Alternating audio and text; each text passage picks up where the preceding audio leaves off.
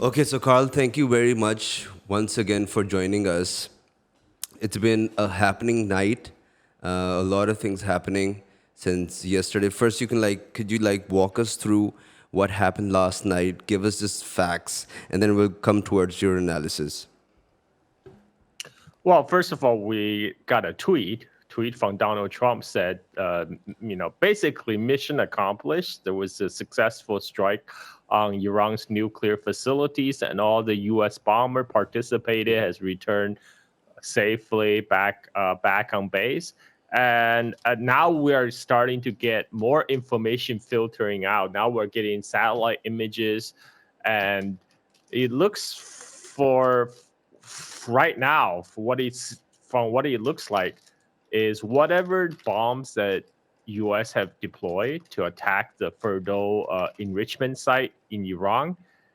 It looks like it's mostly surface damages because if you look at the math, they claim to use the most powerful conventional bomb, essentially bunker busters, that's designed to penetrate deep into the earth to blow up the enrichment plant. But the Fordow enrichment plant is built into the mountainside. It's built the same way the NORAD headquarters is built in Colorado, which is designed to withstand a nuclear attack. There's various estimate about how deep it's buried.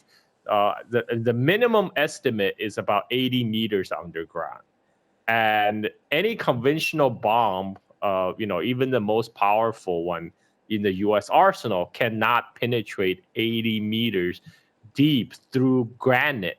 I mean, that's through dirt maybe possible, but we're talking about granite mountain rocks, and from the satellite picture that we saw right now, because before they have talked about, okay, maybe if one bomb doesn't do it, we'll drop two, three, multiple bombs.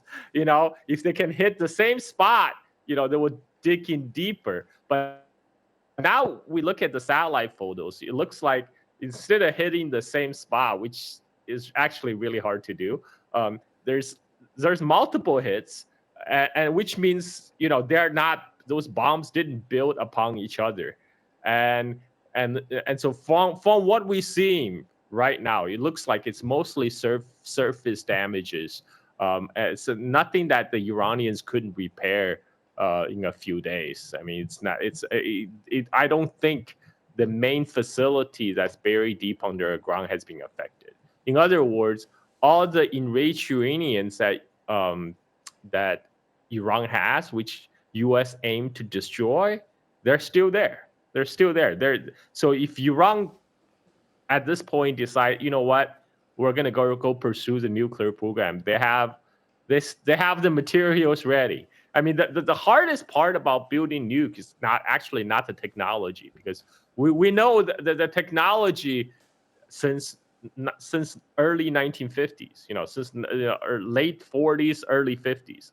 The hardest part about building nukes is getting the material, and before you know before Iran and United States had agreement during Obama years, where Iran will completely give up all its nuclear material. So all the uraniums that was produced in Iranian nuclear reactors for civilian use, they were to be shipped to France for storage, and then the France will process the uranium into fuel rod, supply them to Iran. So then Iran will use those fuel rod to supply their nuclear reactor. And at the end of which cycle, they will end up with plutonium. And those plutonium will be handed over to Russia, again, for Russia to dispose of. So Iranians will end up with no Iranians will end up with no uranium, no plutonium, other words, no material to make the bomb with. But during the Trump first term, Trump tore up the agreement, which allow Iran to retain all those uraniums they have, and currently they have up to 60% of enriched uranium, which, by the way, it's allowed under their current agreement with IAEA. They're allowed to keep that much. So now, Trump said he doesn't want Iran to have nuclear bomb. But guess what? When U.S. and Iran was trying to negotiate a deal, Israel attacked and took out all the Iranian negotiators because Israel does not want a deal. They just want war. They want United States to join their war against Iran because Israel knows it cannot by itself to take on Iran. So they want United States to join them to attack Iran, and that's what Trump did essentially. But again, what has this strike achieved? Trump is claiming victory. He's claiming mission accomplished, but it looks like it did minimum damage to the Iranian nuclear facilities. It did not destroy Iranian nuclear stockpile, uranium. So all it did was it's a PR stunt. It's a PR stunt for Trump, for him, so he can claim victory. He can claim, oh, I did it. Give me my nuclear, give me my Nobel Peace Prize, right? I stopped Iran's nuclear program, which is bullshit. He did no such thing. But this provides an off-ramp potentially for all these the Israeli lobby and all the Zionist interests in the United States who have been pressuring him to do what Netanyahu wants, which is to drag the United States into the war directly against Iran. I mean, U.S. is already complicit in the Israeli attack because, according to Israeli media at least, they said that the whole negotiation was a ruse to lull Iranian leadership into a sense of false security, while Israel took them by surprise. And just before the Trump attack, Iranian delegation was in talk with officials from EU, to try to restart the talk. And then, Trump hit them. So the lesson is, do not trust the United States. Do not trust any of these kind of nuclear non-proliferation talk. And as I point out many times, just look at the example of the countries that voluntarily gave up their nuclear program. Look at Gaddafi.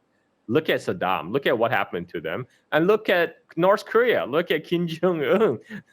Nobody is threatening to attack North Korea. Nobody is threatening to bomb Pyongyang because they actually have the bomb.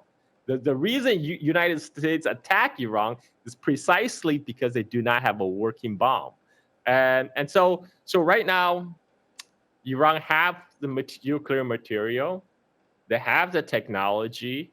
They also have the missile technology to basically capable of hitting Israel. So for them, it come down to a political decision, right? Because before Iranian leadership, Ayatollah had issued a fatwa, said, no, we will not pursue nuclear weapons. That's why they did not pursue. They use their existing nuclear program as a bargaining chip in trying to get the West to lift the sanction on Iran, because they thought that was more important. I mean, it's understandable. They want the sanction to be lifted. They want Iranian citizens to enjoy a better quality of life by being able to trade with everybody. But the unfortunately fact is, that might be Iranian leadership's wish. That's not the wish of the United States and Israel, because their goal is to pursue war, to destabilize the Middle East, and to destroy Iran standing as a regional power so Israel can run rampage throughout the region. So to that end, Israel very much wants the United States to join. The question now is this it? Is Donald Trump going to do this and claim victory and stop right here, and then that's actually going to be good for Iran, because Iran on their own, they can deal with Israel. As we speak, just a few hours ago, there's already reports of Iranian retaliatory strike against Israel. We already saw hits in Haifa, in Tel Aviv, and in central Israel. And this is despite the fact that, The Americans jumped in. Israel had claimed, despite the fact that Americans jump in, despite the fact that Israel claimed they have hit the Iranian missile factory, missile launchers, whatever, Iran has kept up with a missile barrage. And this is something that Israel cannot compete with. And this is because despite the sheer fact that Israel has no strategic depth, it's a small sliver of land, whereas Iran is huge. You can bomb Tehran all you want, but there's rest of Iran, whereas Iran only have to concentrate on Tel Aviv, on Haifa, and so far Iran hasn't even gone for the jugular yet. Yeah. Iran has carried out a very calibrated campaign to cause maximum pain, but not to force Israel to the brink of collapse, because they know if they're going to collapse Israel, United States for sure will step in, because United States would not allow Israel to collapse. Yeah. So there's the question here. Yeah.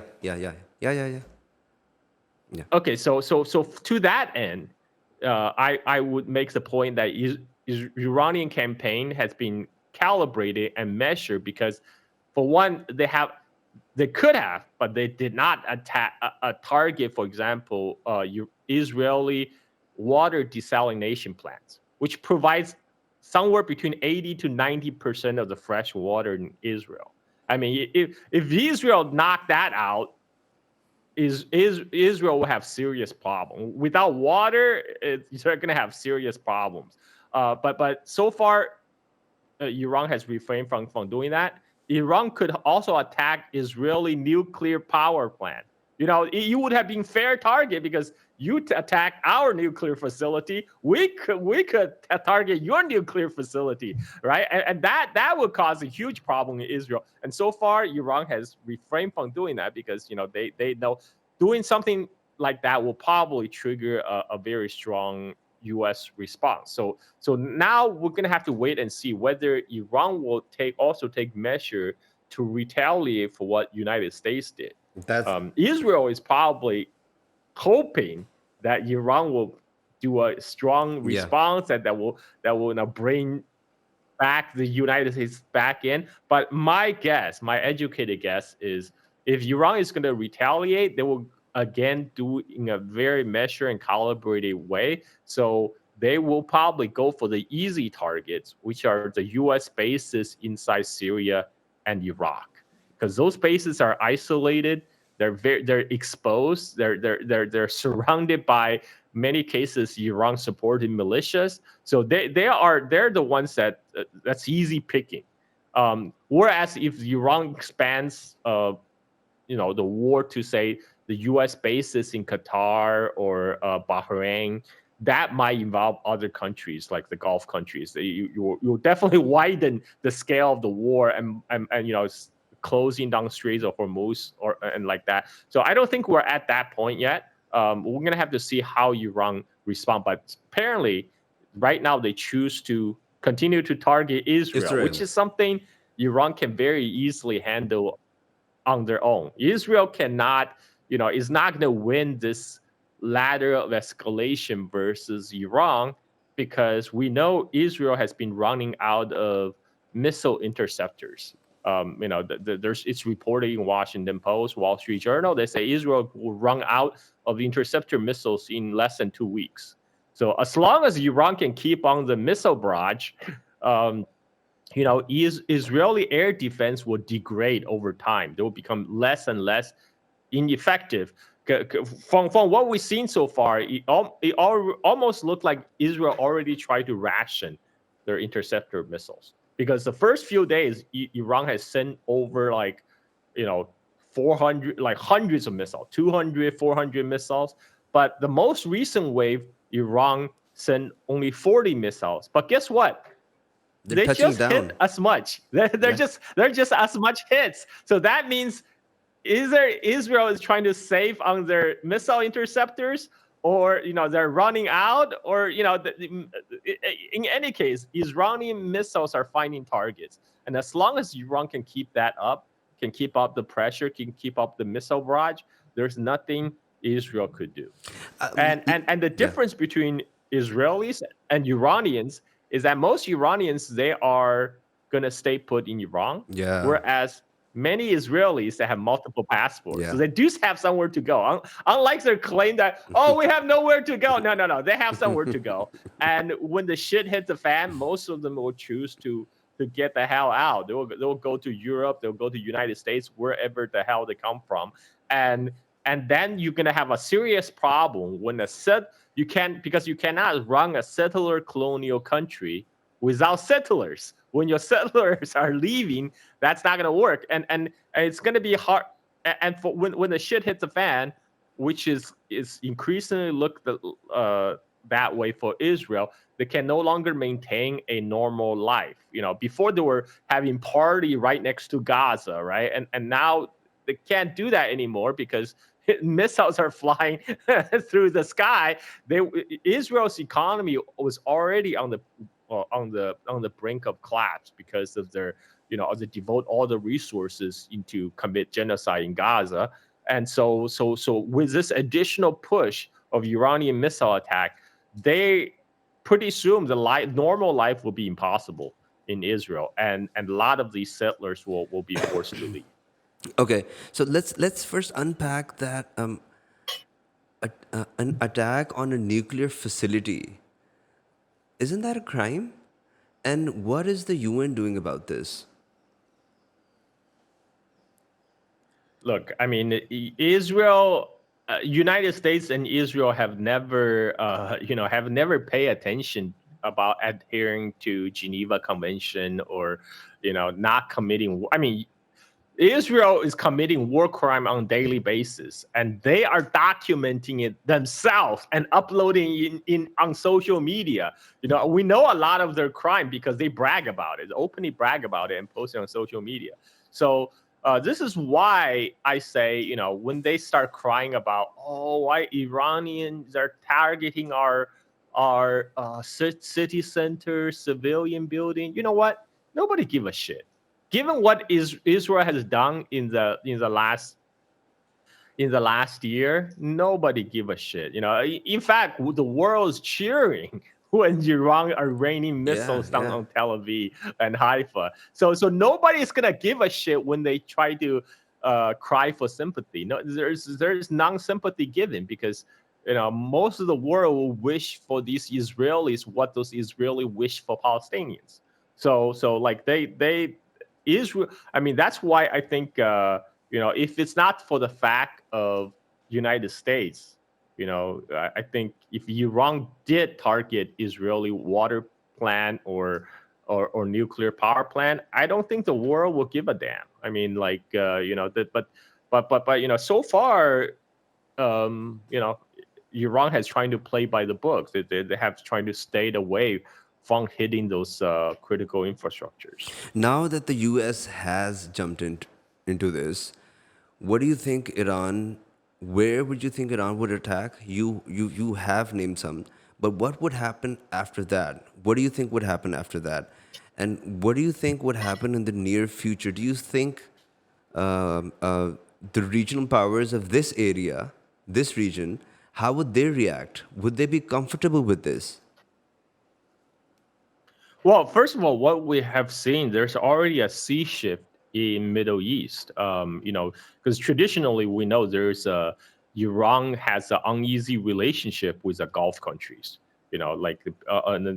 Previous time the Gulf countries sided with the United States, but now these Gulf country leadership are publicly saying we support our brothers in Iran. We are not with those Zionists in Israel. And one of the main goal of the United States since Trump's first term has been the extension of Abraham Accords, which is legitimization of Israel, recognition of Israel by the Arab country, by the Muslim majority country.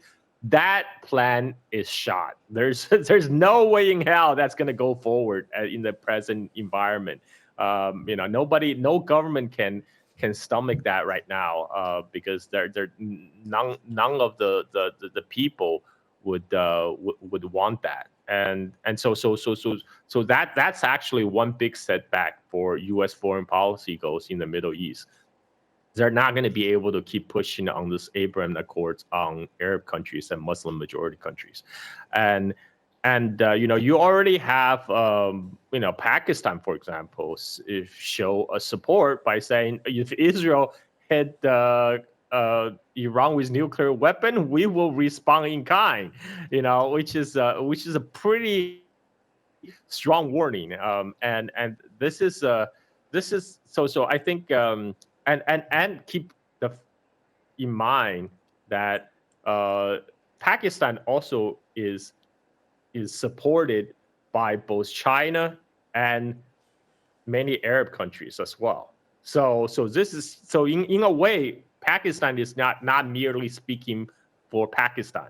It's speaking for a broader coalition of countries, because China and those Arab countries will have the back of Pakistan, and when Pakistan says we're going to stand up for Iran, that means Iran do have strong external support, and this is why I think it's Israel is not going to win a war of attrition with Iran. Like, I saw a video recently of Israeli F-16 shooting down a Iranian Shahed 139 drone over the sky of Syria, and that was posed by Israeli side as great victory, but the Shahed drones cost anywhere from $20,000 to $40,000. The Python missiles that Israeli fired cost $400,000. Not to account for the fact that to keep the F-16 in the air, it costs a bundle per day, and we have some estimates saying like those interceptor missiles that Israel has fired for its Iron Dome, they're using up about $286 million a day. Okay, now people are saying, oh, it doesn't matter because it's not Israelis' money, it's Uncle Sam's money, and Uncle Sam can always print money. It's true, but the United States can print dollar as much as they want, but can you print missile production?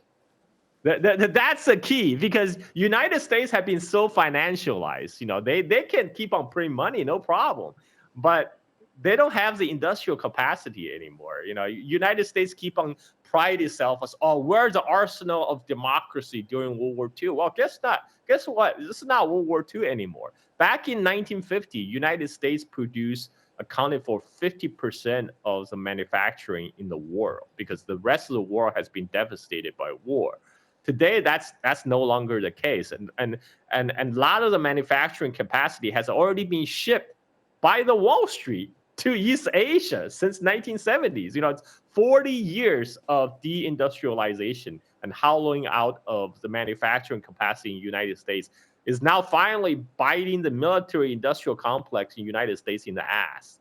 To the point where U.S. right now is going to South Korea and Japan for help for naval buildup against China. That's how bad it got. And one of the critical piece of the U.S. Military industrial complex is they rely on rare earth that's exported from China. And China has put a restriction on rare earth export since last year. So right now, anybody who want rare earth exports from China, they will have to they have to write an application to the Chinese Commerce Ministry to apply. And so far, as a result of the talks to resolve the tariff war in London, China has agreed to grant export license for several U.S. car makers for those critical minerals for 6 months. But China didn't say anything about granting export license to Lockheed Martin. So Lockheed Martin, they're still not getting their Sumerian imports from China because, I'm sorry, you're not gonna build more missiles and F-35s at this point. Any ones that you used up, all those missiles are being depleted on a daily basis to stop the Iranian missile strike on Tel Aviv, they're going to have a hard time to replace them. And they have already been depleted a lot in the Ukraine war, and now the Israeli operation in Gaza, and now in against Iran. So this is why the missile shield over Israel, which is the most comprehensive, missile shield in the world, because it's not just Iron Dome, it's also the United States THAAD system and all the U.S. Aegis system from the U.S. Navy that's parked in the Red Sea and the Mediterranean. And even countries like Jordan, right? They're all trying to shoot down missiles coming from Iran toward Israel. And after all that, Iranian missiles still lands in Tel Aviv, in Haifa, and so they can't keep this up. So because, as I said before, any missile shield system, as long as you have enough missiles, you can overwhelm it. Because what you're doing is you're trying to use bullet to shooting down bullets. But if the other side rain down bullets from the sky, you're just gonna totally overwhelm you. And as far as we have seen right now, Iran hasn't slowed down on their missile barrages, and I think they have built up thousands of missiles over past decades, and once Israeli interceptor missiles are depleted, guess what? That means all the older missiles they have will also be effective again. They have missiles that's been in storage for like 20, 30 years. Now they can lob them against Israel. And this is why Israel now is trying to decide, okay, should we use our missile interceptor or should we save them for something important? And now they're coming to that kind of a juncture of decision. So this is not, Israel is not in a good place right now. And this is why they're so desperate to have United States so-called finish the job for them. But if only thing Trump is going to do this kind of symbolic strike, we have precedents for this, because in the Trump first term, Trump launched cruise missile strike against Syria, right? And at that time, it was also like a spectacular, like CNN special, like you have CNN anchors say, "Oh, this is the most patriotic moment when I saw this cruise missile fly from the U.S. warships." But again, it's PR stunt. It barely dented, it barely changed the facts on the ground. And this is the same apply to the most recent attack against Iran, because it does not accomplish their aim of regime change. Iranian government is still intact despite all these assassination attempts by Israel, because Iran has a lot of people. They have no problem replacing their leadership, and the fact that they can keep the missile barrages against Israel even after like their top military leadership have been assassinated, that tells me they all already have this contingency plan in place.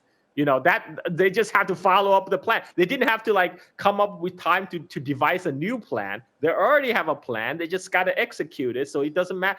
Even if they have to replace a couple people in the top, it's fine. They keep the machine running. And so even if Israel were able to assassinate a couple leaders, that doesn't make a difference, because Iran is a country of 92 million people, and they have plenty of talent.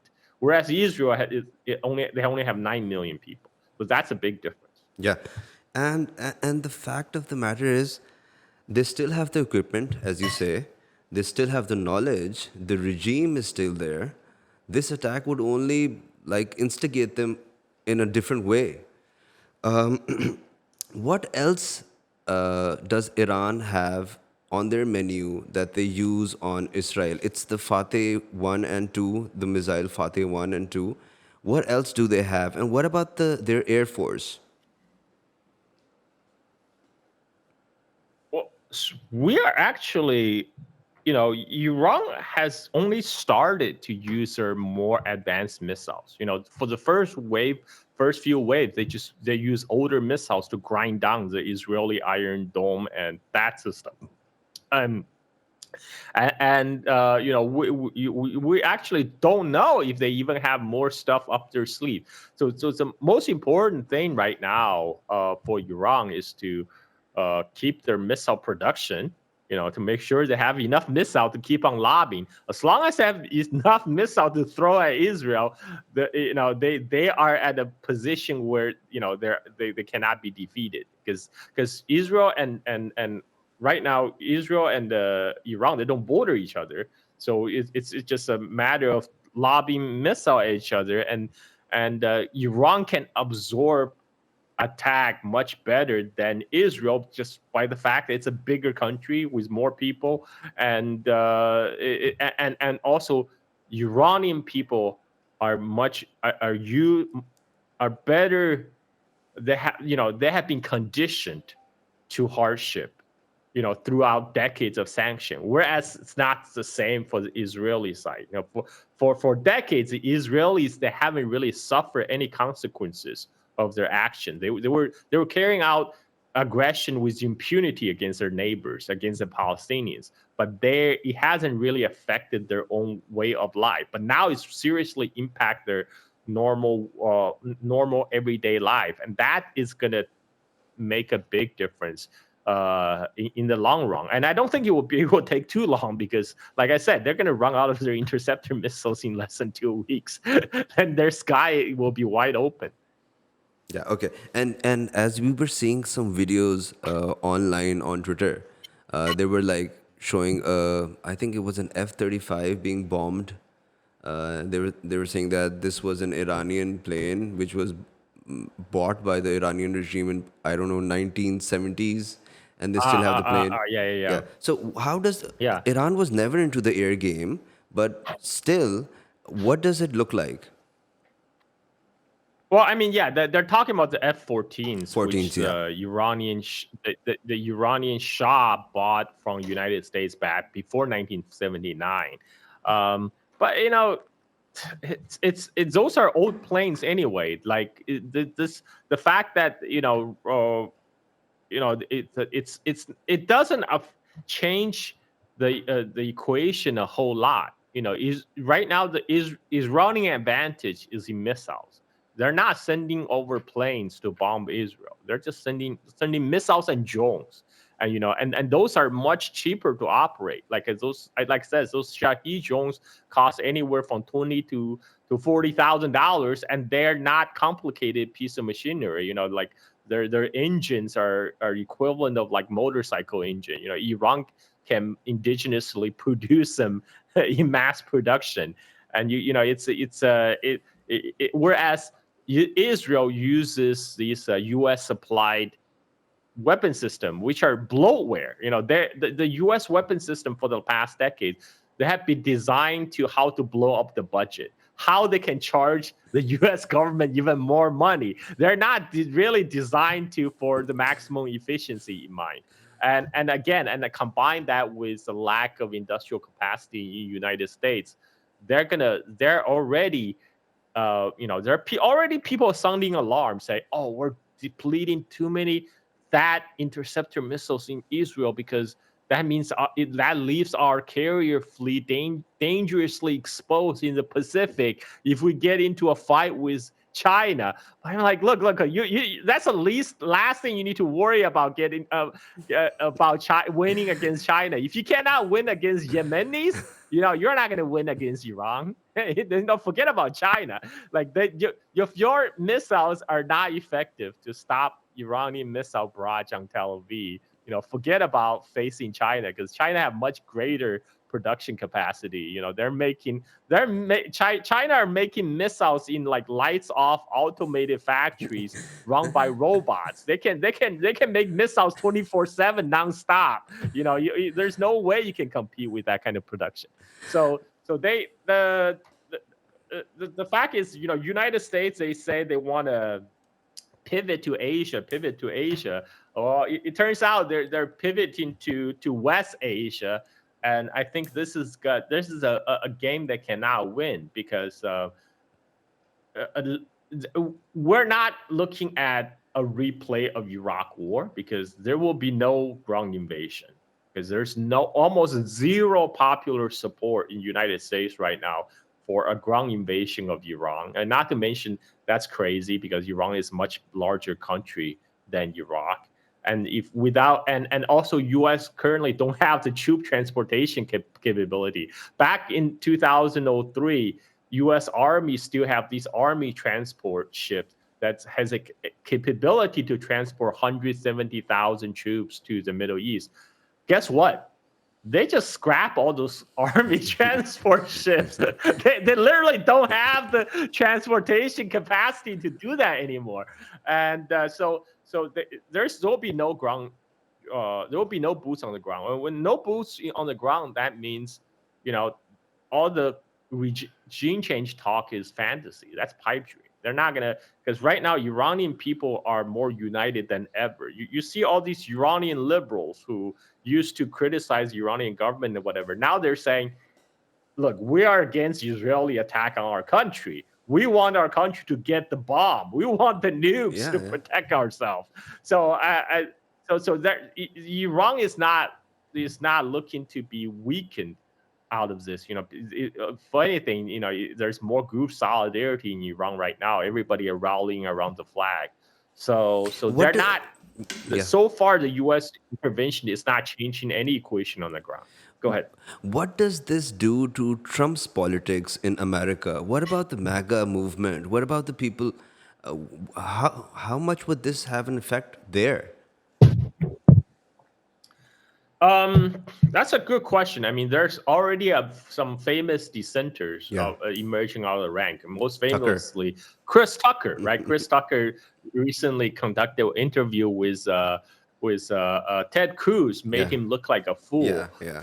And there are many prominent commentators on the right now. They are not on board with the war against Iran,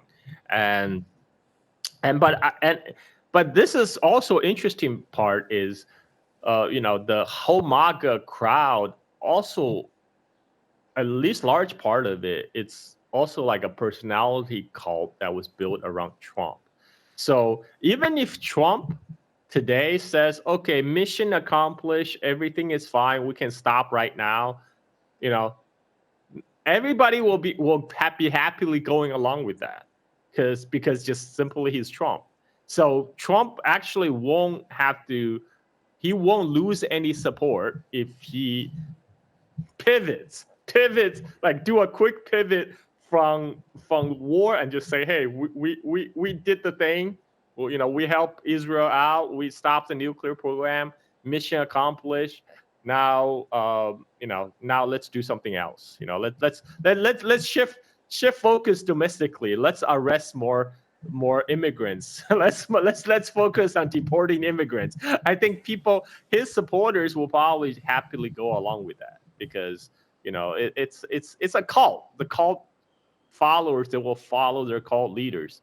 And so whereas if he choose the other way, if he decide to deepen the U.S. involvement in war, I mean, there's already a growing dissenting voice, even on the right.